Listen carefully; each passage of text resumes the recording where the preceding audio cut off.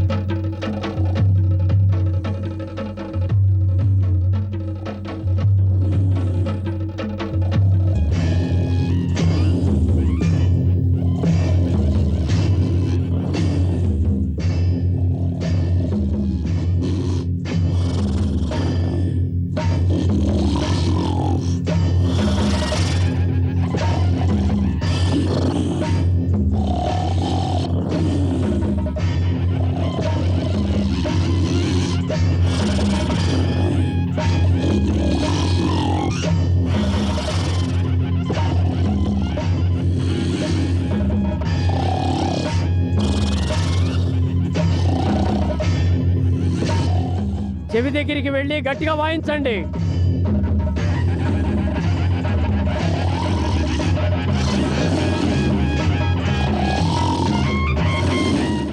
మరింత గట్టిగా.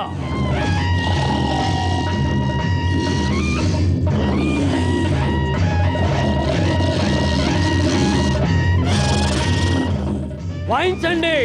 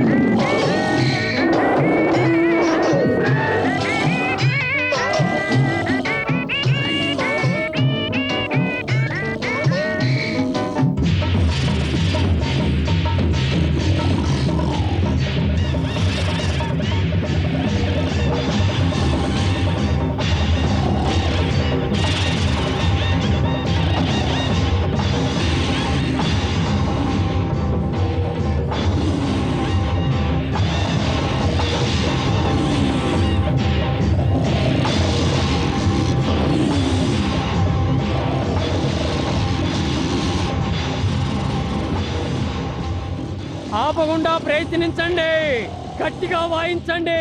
మరింత గట్టిగా వాయించండి. గట్టిగా కొట్టండి. శూలాలతో పొడవండి.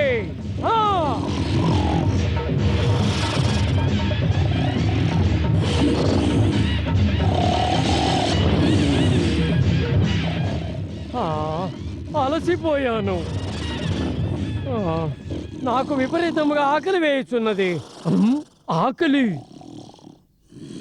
మహారాజు కుంభకర్ణుల వారికి భోజన ఏర్పాట్లు చేయండి. ఆ ఘుమఘుమలకు మహారాజా వారు తప్పక మేల్కొంటారు.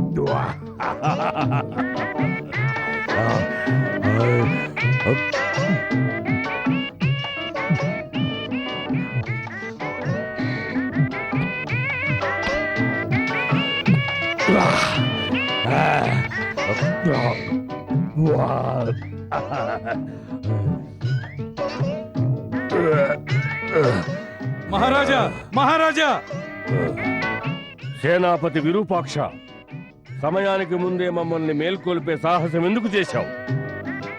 లంకాధిపతి రావణునకు కుశలమేగా? చిత్తం మహారాజా. మహారాజు రావణులు కుశలముగా తమ మందిరములో ఉన్నారు. మరెందులకు? లంకకు ఏ ఆపద సంభవించలేదుగా? చిత్తం. ఇంతవరకు లంక సురక్షితంగానే ఉన్నది. కానీ ఇప్పుడు దాని రక్షణ ప్రమాదములో పడినది. నలువైపులా సుగ్రీవుని వానర సైన్యము చుట్టుముట్టినది. వానర సైన్యము చుట్టుముట్టినదా? అయినను వానరరాజు వాలితో మాకు సంధి ఉన్నదిగా? వాలి మరణించినాడు.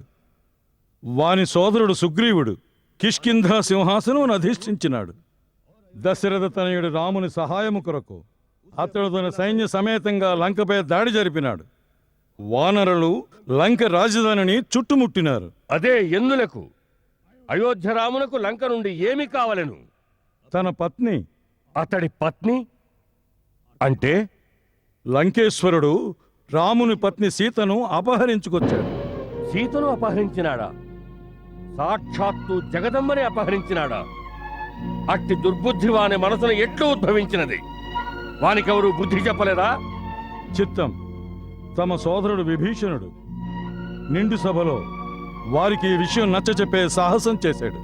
అప్పుడు మహారాజు రావణుడు వారిని అవమానించి రాజ్యం నుండి బహిష్కరించాడు. ఏమి? శత్రువు అంతటి బలవంతుడా? నేడు రణభూమిలో రాముడు అతి హీనంగా లంకేశ్వరుని పరిహసించినాడు. మీది మిక్కిలి ఘోరావమానము చేసినాడు. శస్త్రహీనుని చేసి నీవు అలసినావు, నేడు వెళ్ళి రేపురా అని చెప్పినాడు. శస్త్రహీనులపై నేను శరను సంధించినని చెప్పినాడు. మహారాజు రావణుడు తమ మందిరంలో తమ కోసం నిరీక్షిస్తున్నారు.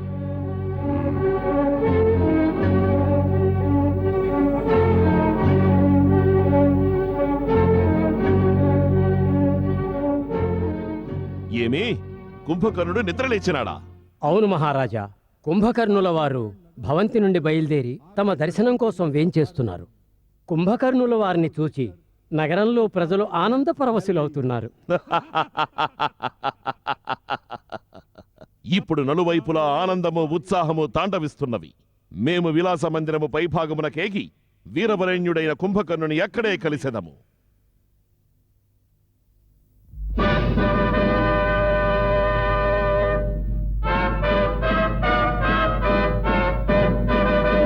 దీర్ఘాయుష్మాన్ భవ. మహారాజా, మాతో విరూపాక్షుడు విన్నవించినది సత్యమా? లంకలో వానర సైన్యము శిబిరములు వేసుకుని ఉన్నదట. పైగా లంకపై యుద్ధమేఘములు కమ్ముకున్నవట. అవును సోదరా, ఇప్పుడు లంకకు ముప్పు వాటిల్లినది. అందులకే నిన్ను అత్యవసరముగా మేలుకొల్పవలసి వచ్చినది. ఎందుకనగా మా అందరి ఆశలు ఇప్పుడు కేవలం నీపైనే పెట్టుకుని ఉన్నాము. శత్రువు స్వల్ప కాలములోనే మన ప్రముఖ ప్రధాన యోధులను హతమార్చినాడు. సముద్రమున కావలి తీరము నుండి లంకకు రాక్షస బలగము వచ్చుటకు ఇంకనూ సమయమున్నది. అంతవరకు ఈ మిగిలిన సైన్యముతో లంకను రక్షించుట బహు కష్టమనిపిస్తున్నది. లంకా కోశాగారము కూడా తరుగుచున్నది. అందుకనే నీవు యుద్ధభూమికి వెళ్లడము తప్పనిసరి అయినది. ఇంద్రజిత్తు కూడా సాధ్యం కాలేదా? మేమే రాముని స్వయముగా ఎదుర్కోలేనప్పుడు ఇక ఇంద్రజిత్తు వల్ల ఎలా సాధ్యమవుతుంది? అందుకే మేము వారిని ఇంతవరకు యుద్ధభూమికి పంపలేదు. తమరు స్వయముగా రణభూమికి ఎగినారా? అవును, ఎప్పుడైతే ప్రహస్తుడు మకరాక్షుడు మరణించారో అప్పుడు మేము ఆలోచించినాము, శత్రువు అటువంటి యోధుల వశములోనికి వచ్చువాడు కాదని. యుద్ధము కొనసాగుతూనే ఉన్నది. పైగా లంకా నివాసుల మనోబలము అనుదినము క్షీణించిపోవుచున్నది. అందుకే మేము నిర్ణయించుకున్నాము, మేమే స్వయముగా వెళ్లి ఒకేసారి శత్రువుని అంతం చెయ్యాలని. కానీ మేము ఊహించినంత నిర్బలుడుగా శత్రువు మాకు కనిపించలేదు. మా సమస్త అస్త్రములను ఖండించి మమ్మలను అస్త్రహీనుని చేసినాడు. అన్నిటికంటే గొప్ప అవమానం ఏమిటో తెలుసా? అటువంటి పరిస్థితుల్లోనూ మమ్ములను వధించలేదు. యుద్ధమున మరణించిన మా వీరత్వమునకు మచ్చ వచ్చి ఉండేది కాదు. అతడు మమ్ములను అవమానించి వెనుకకు పంపినాడు. నేడు లోకమంతయు మమ్ము చూసి నవ్వుచున్నది. సీత కూడా మమ్ము చూసి పరిహసిస్తున్నది. మేమా పరాభవమును మరిచి ఎటుల సీత ఎదుట నిలువగలము? కుంభకర్ణ సోదరా, అందుకే నీవు యుద్ధభూమికి వెళ్ళి ఆ వానరులను నరులను హతమార్చుట అత్యంత ఆవశ్యకం. నేడు రాక్షస జాతి గౌరవము నీ చేతిలో ఉన్నది. నీవి రావణునికి జరిగిన అవమానమునకు రామునిపై ప్రతీకారము తీర్చుకో.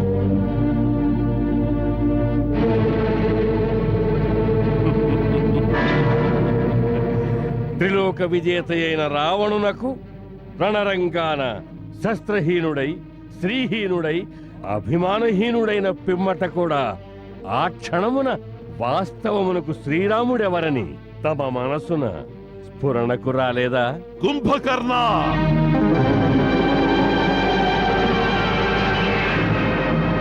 మా ఎదుట శత్రువును శ్రీ అని సంబోధించకము.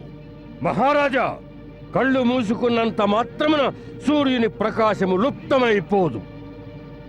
అతడు ముల్లోకములకు ప్రభు, సాక్షాత్తు శ్రీమన్నారాయణుడు. వారిని శ్రీరాముడనే సంబోధించవలే. బహుశా తమరు మర్చిపోయి ఉండవచ్చు, శ్రీరామునకు కొన్ని తరముల పూర్వం ఇక్ష్వాకు వంశములోని ఒక రాజు తమరిని శపించినాడు. మా వంశమున సాక్షాత్తు శ్రీమన్నారాయణుడు నరరూపములో అవతరించగలడు. అప్పుడు అదే నరరూపములో తమరిని సంహరించగలడని. ఆ విషయము కూడా మరచితిరా? నారదుడు నాతో చెప్పినది విష్ణువు రాక్షస కులమును నాశనము చేయుటకై అయోధ్యాపతి దశరథుని ఇంట అవతరించినాడని. అగ్రజ, బ్రహ్మదేవుని మాట కూడా మరచినారా? అయినను తమరు మహారాణి సీతను అపహరించినారు. ఆమె సాక్షాత్తు లక్ష్మీదేవి అవతారం. మేము మా సోదరి అవమానమునకు ప్రతిస్పందించుట, మా సోదర వధకు ప్రతీకారము తీర్చుకొనుట మా కర్తవ్యము కాదా? కావచ్చు. ఆ కార్యమును వీరుల వలె సాధించవలే. చోరుని వలె ఒక స్త్రీని హరించుట వల్ల తమ గౌరవము ద్విగుణీకృతమైనదా? శూర్పణఖ నాకు సోదరే. నేడు నన్ను మేల్కొలిపినట్లుగానే నాడు ఆ హీన కార్యము చేయుటకు ముందు నన్ను మేల్కొలిపి ఉంటే ప్రతీకారము ఎలా తీర్చుకోవాలో నేను తమకు తెలిపి ఉండేవాడను. రాజులకిది ఉచితం మాత్రమే కాదు, అవశ్యము కూడా. వారు చేయు ప్రతి మహోన్నత కార్యమును స్వామి భక్తి పరాయణులు మరియు మేధావులైన మంత్రుల సలహాననుసరించి చేయవలె. రాజు ముఖస్థుతి చేసే స్వార్థపరులైన మంత్రుల మాటలకు లొంగిపోకూడదు. అటువంటి నీచులు తమ కార్యసాధనకై రాజుతో సహా మాతృభూమిని కూడా శత్రువులకు అప్పగించగలరు. అటువంటి మంత్రుల గురించి శాస్త్రమిలా అంటోంది, విను. వినాశయంతో భర్తారం సహీతా శత్రుభిర్యుదయః విపరీతాని కృత్యాని కార్యంతి హీన మంత్రిణాం